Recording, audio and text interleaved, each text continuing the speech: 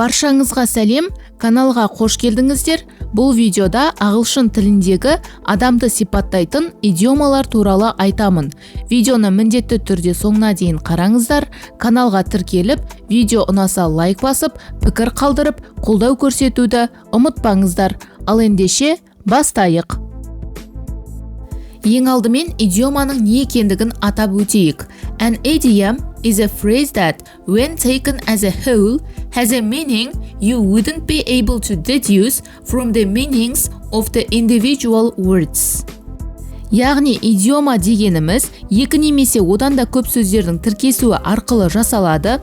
Әрбір сөз жеке тұрғандағы мағынасын жоғалтып, барлығы бірігіп, бір мағынаны білдіреді. Яғни мағынаның тұтастығы тіркеспен бірге анықталады. Қазақ тілімен салыстыратын болсақ, тұрақты тіркестерге сәйкес келеді. Ал ендеше келесі мысалдарға назар аударайық. Бірінші мысал, ағылшын тілінде spill the beans деген идиома бар. Егер бұл идиоманы тікелей аударатын болсақ, бұршақтарды төгу деп аударылады. Бірақ біз бұлай көркем түрде аударатын болсақ, бұл өте үлкен қателіктердің бірі. Дұрыс аудармасы құпия сырды ашу, яғни мағынасы to tell people secret information, яғни адамдарға құпия ақпараттарды айту, құпия сырды ашу деп аударылады. Келесі, қазақтар көп жағдайда қарыздан құтылған кезде, немесе бір қиындықтан құтылған кезінде желкемнен ауыр жүк түскендей болды деп айтып жатады. Дәл осыған ұқсас идиома ағылшын тілінде де бар.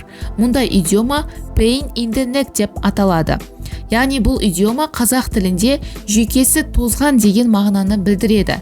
Яғни ашулы, басқа адамдармен ұрсуға дайын тұратын адамдарды pain in the neck деп айтамыз. Яғни to be annoying. Мысалы, my brother can be a real pain in the neck sometimes. Келесі идиома a people person. Бұл идиоманың мағынасы someone who is friendly and enjoys meeting and talking to people, good at dealing with other people. Яғни көпшіл адамдармен тез тіл тапса алатын қабілеті бар адамды a people person деп айтамыз.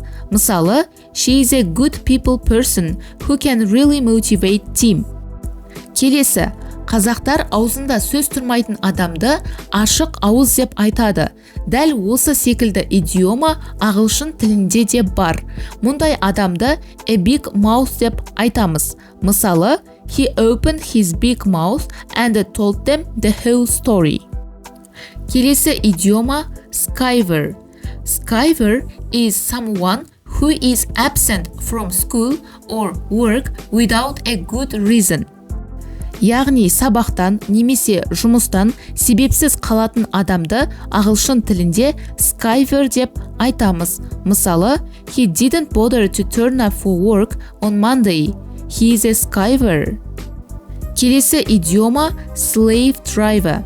Slave driver is a person who makes other people work very hard. Яғни басқа адамдарды жұмысқа жегіп қоятын адамды ағылшын тілінде slave driver деп айтамыз. Мысалы, my boss is a real slave driver. Міне достар, осымен бүгінгі видео сабақ өз мәресіне жетті. Бүгінгі өтілген идиомаларды бір қайталап өтейік. Spill the beans, pain in the neck, a people person, big mouth, skiver, and the last one is slave driver.